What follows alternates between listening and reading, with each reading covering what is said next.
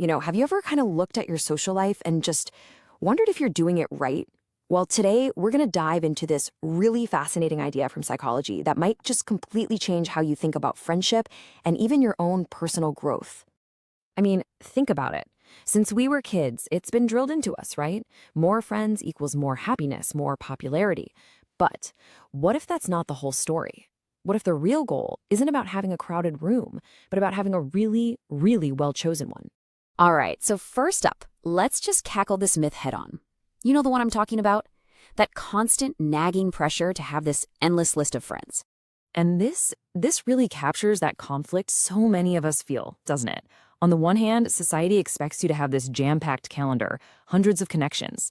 But then, what's your reality? For a lot of us, it's feeling totally drained and just craving a real, deep connection. Sound familiar at all? So, here's the big takeaway.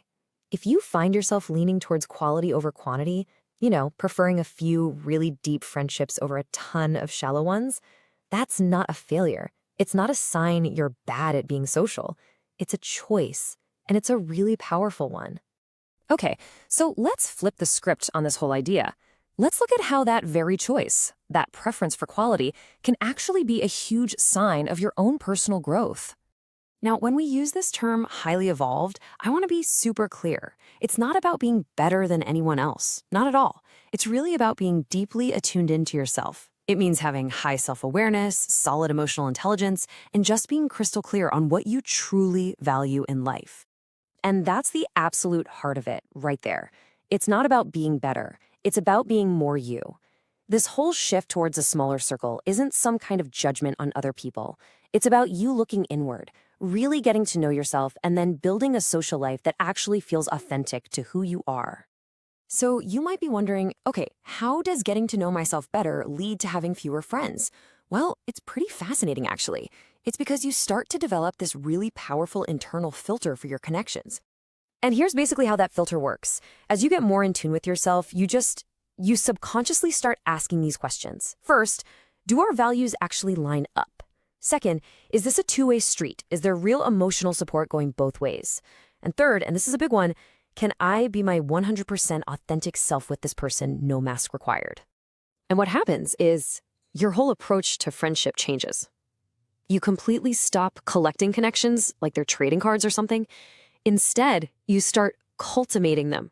You invest your time and energy into the relationships that actually feed your soul. So what's really driving all of this? What's the ultimate motivation for being so selective? Well, at its core, it's a really profound act of self-care. It's all about protecting your peace. And I just love this idea. The highest standard is the one you set for your own well-being. Say, choosing your friends carefully isn't about being picky or exclusive. It's about recognizing that your inner peace, your well-being, those are your top priorities, and you absolutely have the right to protect them. Let's put it this way. Every single day, you wake up with, let's say, 100% emotional energy. It's not an infinite supply, right? It's a finite resource.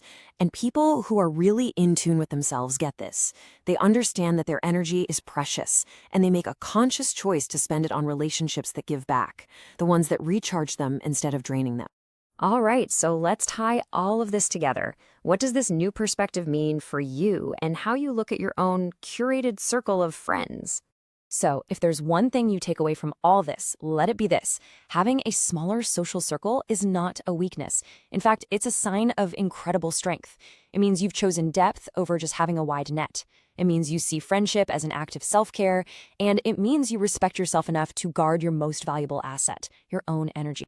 And I'll just leave you with this one final thought to mull over. Take a second and really think about your own circle, whether it's big or small. Who are the people in your life who not only get you, but who actively help you protect your own peace? Because those are the connections that are absolutely worth cultivating.